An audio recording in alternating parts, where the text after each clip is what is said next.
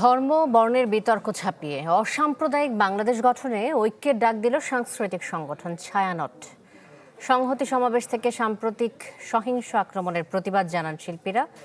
তারা বলেন, রাজনীতিকে পুঁজি করে গণমাধ্যম ও সংস্কৃতি চর্চা কেন্দ্রের উপর হামলা দেশ ও জাতির জন্য অশনি সংকেত।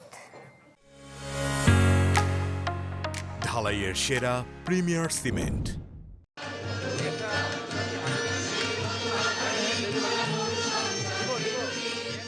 বন্ধনহীন জন্মস্বাধীন চিত্তমুক্ত শতদল, কণ্ঠে নজরুলের গান, মননে বাংলার প্রাচুর্য।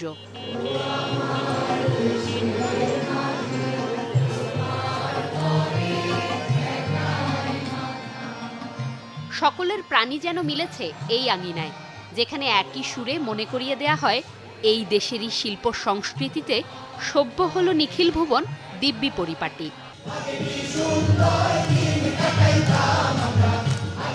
সংস্কৃতির উপর সহিংস হামলার প্রতিবাদে ছায়ানটের আয়োজনে গানে গানে ছিল সংহতি সমাবেশ। ধর্মবর্ণের বিতর্ক ছাপিয়ে যেখানে ছিল ঐক্যের ডাক। স্বাধীনতা বিরোধীরা, স্বাধীনতা শত্রুরা আবার নতুন করে মাথা চাটা দিয়ে উঠেছে। আমাদেরই আশ্রয়ে, আমাদেরই প্রশ্রয়ে, আমাদেরই ভুলের কারণে। পরিপক্কতার অভাবটা মানুষের মধ্যে না, পরিপক্কতার অভাবটা হচ্ছে রাজনৈতিক পরিমণ্ডলে, যেখানে একটা দূষিত বায়ু সবসময় ঘোরাফেরা করছে। অন্ধত্বের আস্ফালনেই গড়ে ওঠা শক্তির কঠোর বিরোধিতা করেন উপস্থিত সাধারণ। বলেন, রাজনীতিকে পুঁজি করে গণমাধ্যম ও সংস্কৃতি চর্চা কেন্দ্রের উপর হামলার ঘটনা দেশ ও জাতির জন্য অশনি সংকেত। আমরা জাতি ধর্ম গোষ্ঠী সহ সম্প্রীতির দেশ, এখানে কখনো এটা বাধা হয়ে দাঁড়ায় নাই। যারা করছে তারা একটা অপশক্তি। আমরা চাই জনগণ জাগ্রত হোক।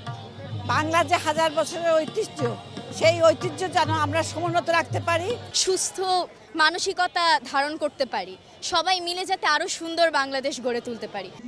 তারা বলছেন, অসাম্প্রদায়িক বাংলাদেশের অপ্রতিরোধ্য যাত্রা শত্রুর শত আঘাতেও নষ্ট হবে না।